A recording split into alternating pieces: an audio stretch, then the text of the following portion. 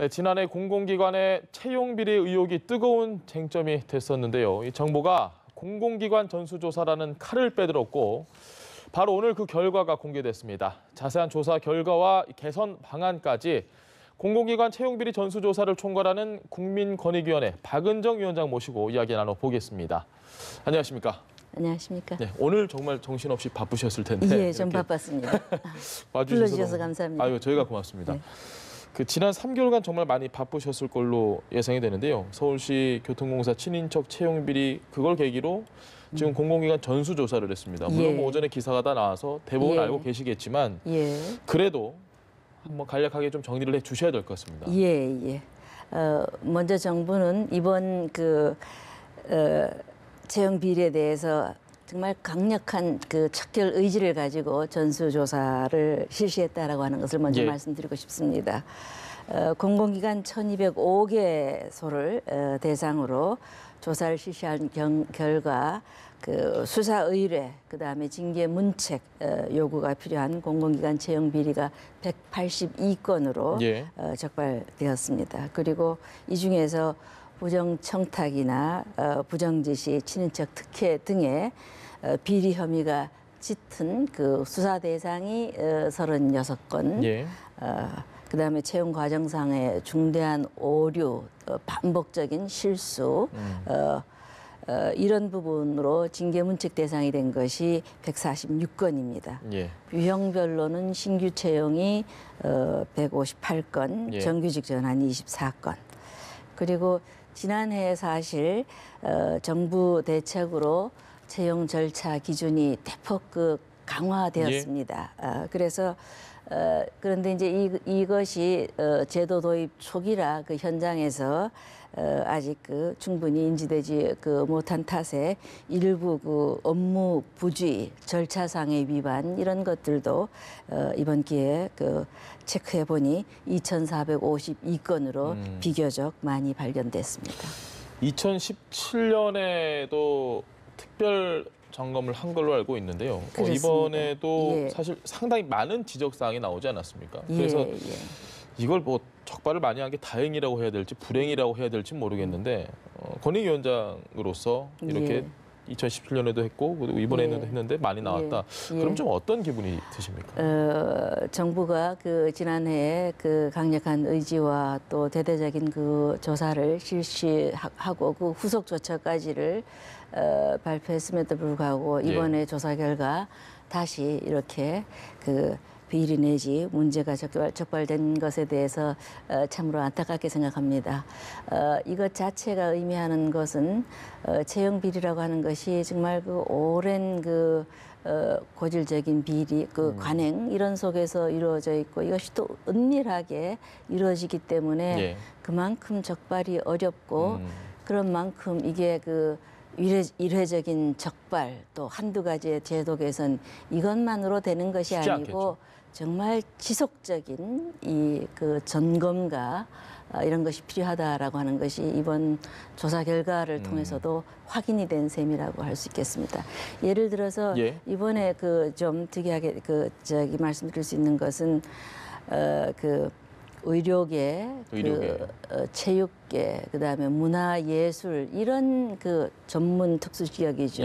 이런 지역에서 고질적인 채용 비리 관행이 뿌리 박혀 있다라고 하는 것들을 느꼈습니다. 왜냐하면 그 영역에서 반복적으로 나타나고 있고 이번에 수사 의뢰는 상당히 중요한 경우가 아니겠습니까? 이 수사 의뢰된 36건 중에서 절반이 넘는 19건이 그 직역에서 나왔거든요. 그래서 앞으로 올해는 이 직역을 대상으로 이 강도 높은 또 종합적인 이 특별 점검 이것도 필요하다라는 생각을 가지고 있습니다. 알겠습니다.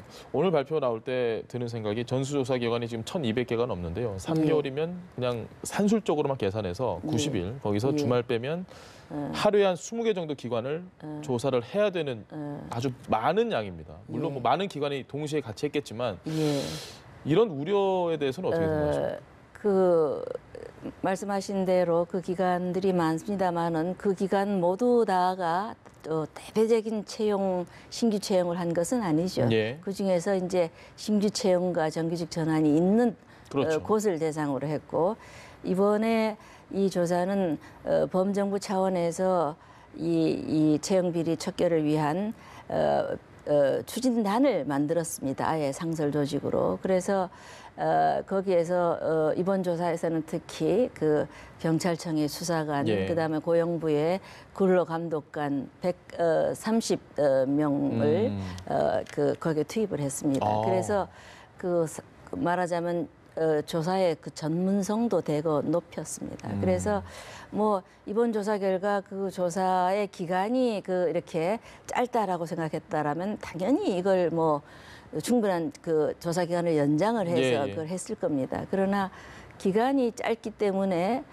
문제가 있었다라는 바는 없었던 것으로 생각됩니다. 알겠습니다. 예. 지금 채용 비리 연루된 것으로 밝혀진 임직원만 해도 300명이 넘는데요. 정확하게는 이제 288명. 288명. 임원이 7명. 임원이 7명. 직원이 281명입니다. 이분들 중에 제가 좀 주목한 부분이 예. 문책 대상인 분들 있잖아요. 이분들은 예. 기관 사규에 따라서 조치가 이루어진다. 예. 라는 부분이 있더라고요. 예. 이 부분은 어떻게 저희가 좀 쉽게 해석을 할 수 있나요? 예, 우선 그 수사 의뢰 대상 중에서 임원과 직원을 구별을 해야 하는데 예. 임원의 경우에 이제 그 수사 의뢰 대상인 임원 10명은 즉시 우선 직무 정지가 됩니다. 그리고 그 어떤 수사 결과에 따라서 해임될 수 있겠죠. 그것에 관한 것은 이미 공공기관의 운영에 관한 법률을 지난번에 개정을 함으로써 그렇게 할 수 있도록 반영이 되었습니다. 그리고 나머지 징계 문책 대상인 4명의 임원도 사규에 따라서 그 신분상의 조처를 하게 되겠습니다. 그리고 이 채용 비리 연루 직원 281명도 즉시 업무에서 배제되고 수사 결과에 따라서 기소되거나 할 경우에도 역시 수사 결과를 봐야 되는 거네요. 그렇습니다. 일단은. 수사 결과에 따라서 기소가 되는 즉시 퇴출됩니다. 부정 합격자들의 경우는 어떻게 처리가 됩니까? 예. 부정 합격자의 경우는 이번에 수사 의뢰와 관련된 부정 합격자가 13명으로 이제 잠정 집계됐는데 이것은 뭐 추후에 이제 중징계 쪽에서 또 밝혀지게 되면 이제 그 숫자는 늘어나게 되겠죠. 이 부정 합격자도 본인이 직접 이 채용 비리에 가담한 경우에는 이 연루자와 같이 이제 퇴출 절차를 밟게 되고 본인이 직접 연루되지 않았다 할지라도 연루된 이 제3자가 이와 관련된 어떤 청탁이라든가 부정지시 이런 것들이 있었다면은 그 부분에 대해서 다시 재조사를 해서 또 징계 절차를 밟게 될 것입니다. 가장 집중해야 될 부분 역시 처벌보다는 피해를 입은 이 선의의 구직자들 이분들에 대한 피해자 구제 방안에 대해서 좀 얘기해 주시죠. 정부가 특히 또 중점을 두는 것이 바로 그 선의의 피해자의 구제 부분입니다. 이 부분에 대해서는 이미 작년 5월에 채용 비리 피해 구제 가이드라인을 마련해서 이번에도 그것을 적용하는데 예컨대 피해자가 특정된 경우 그런 경우에는 채용자 피해자에 한해서 부정 행위가 있었던 단계의 바로 윗단계의 재응시 기회를 부여합니다. 그럼 면접에서 있었다면 바로 합격이 되는 거고. 그렇죠. 최종 단계에서 서류 조작에 의해 가지고 점수 조작에 의해서 떨어졌다라고 하면 바로 합격이 되는 것이죠. 서류 통과에서 안 됐으면 서류 통과의 기회를 주는 그런 식으로. 서류 통과에서 안 됐다면은 필기 시험으로 바로 갈 수 있는. 그렇습니다. 잘 아시는군요. 그리고 이제 피해자가 특정되지 않을 경우에는 그렇다 할지라도 피해 그룹이 있지 않겠습니까? 그 그룹에 대해서 부정행위가 있었던 단계를 다시 전체 다. 그 단계에 대해서 피해 그룹에 대해서 피해 그룹에 대해서 그 그룹에 대해서 제한적인 말하자면 경쟁 채용 기회를 고려할 수 있겠습니다. 알겠습니다. 예. 소 잃고 외양간 고친다 이런 속담도 있듯이 물론 뭐 이런 걸 저희가 예. 잘 적발하는 것도 중요하겠지만 예. 사전에 좀 근절됐으면 하는 바람이 있습니다. 그에 대한 방안 그렇습니다. 있으신가요? 아까 말씀드린 대로 이 채용 비리라고 하는 것이 고위직도 연루될 수 있고 아주 은밀하게 예. 이루어지기 때문에 적발이 어렵지 않습니까? 예. 그렇기 때문에 이 채용 비리가 발붙일 수 없는 그런 환경을 선제적으로 만드는 것이 중요하죠. 예. 그런 점에서 정부도 이번에 다시 4가지의 어떤 제도적인 개선책을 발표를 했는데 예. 우선 무엇보다도 엄중한 제재입니다.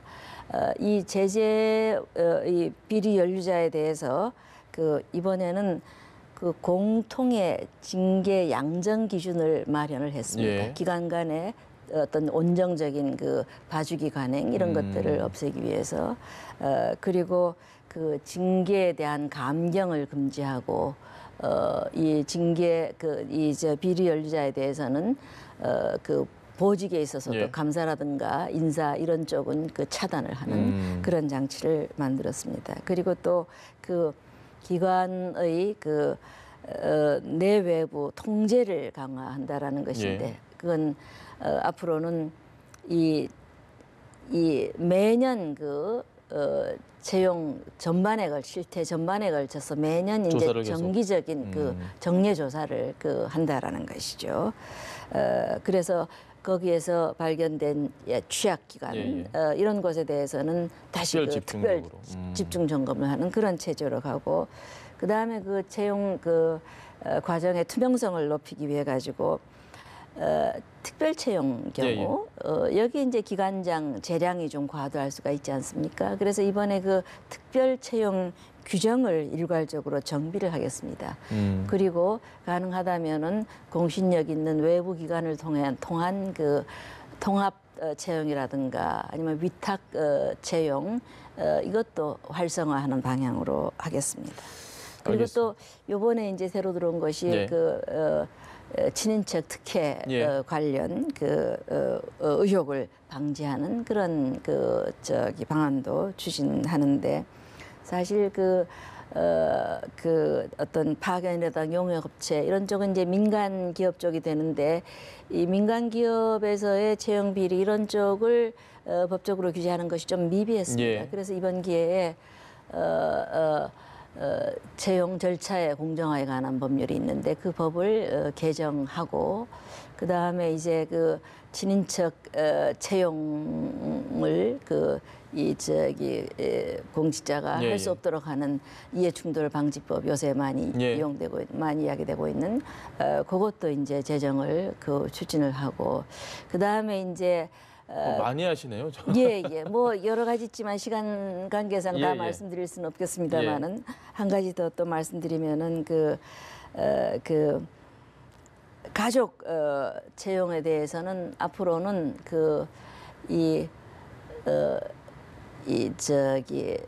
신규 채용 때에 이 아예 가족 이 친인척이 있는가 여부에 대한 처음 시작부터 신고를 하도록 해서 이 공공기관에 친인척 관련 이 정보를 홈페이지에 공개하도록 하는 이런 조처를 취하겠습니다.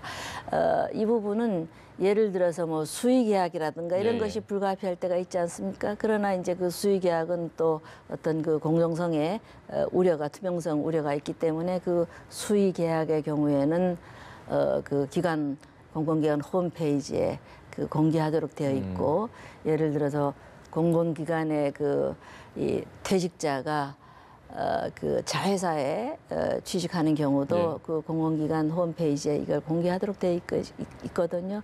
그런 취지에서 이 가족 채용에 대한 친인척 채용에 대한 특혜에 대한 국민적 불신이 지금 있는 이 상황에서는 그런 제도도 도입하는 것이 필요하다고 알겠습니다. 생각합니다. 이 부분 꼭 얘기해야 될 것 같은데요. 국가별 부패 인식 지수 이게 최근에 발표가 됐습니다. 57점, 100점 만점인데 일단은 부패 인식 지수에 대해서 생소하신 분들도 많을 테고 57점이라는 점수가 높은지 예. 낮은지도 좀 궁금한 상황입니다. 예. 어떻게 설명을 좀 해주셔야 될 것 같은데요. 그 부패 인식 지수는 국제 투명성 기구가 180여 개 국가를 대상으로 정치 공공 부분에서의 예. 부패에 관한 인식도를 조사하는 것입니다. 말 그대로 부패 경험이 아니라 이제 부패 인식도인 것이죠. 인식, 예. 예. 여기서 이제 점수가 높으면은 당연히 이제 청렴한 우리는 청렴 부패하지 선진국이 않다라고 되는데, 인식하는, 예. 이 점수가 사실 그동안에 그렇게 만족할 만한 수치가 못 됐습니다. 50점대에서 이렇게 정체되어 있는 그런 지난 10년 동안 그렇게 있다가 이제 요 최근에 올해 많이 올라가는 거네요. 예, 한 3점, 57점으로 올라가고 순위에 있어서도 50위권에서 이제 40위권으로 올라갔습니다. 예, 국민 여러분들께서 만족할 만한 기대에 부응하는 정도는 못 됐다 할지라도 예. 상당한 정도의 순위 상승이 있었습니다. 이것은 정부 초기부터 국정 운영의 최우선 순위로 반부패 개혁을 추진했기 때문이라고 생각하고 이 부분에 대해서 국제사회에서 평가를 한 결과라고 생각을 합니다. 그러나 물론 여기에 만족할 수는 없고 이 상승 추세를 그대로 이어가서 정말 우리의 국력 또 경제력에 맞는 정도의 청렴 선진국으로 도약을 해야 하리라고 생각합니다. 알겠습니다. 예. 국민권익위원회 국민들에게 정말 반드시 필요한 기관입니다. 앞으로 이름 그대로 국민의 권익 향상을 위해서 힘써주시기 바랍니다. 오늘 말씀 여기까지 듣겠습니다. 말씀 고맙습니다. 예, 감사합니다. 예.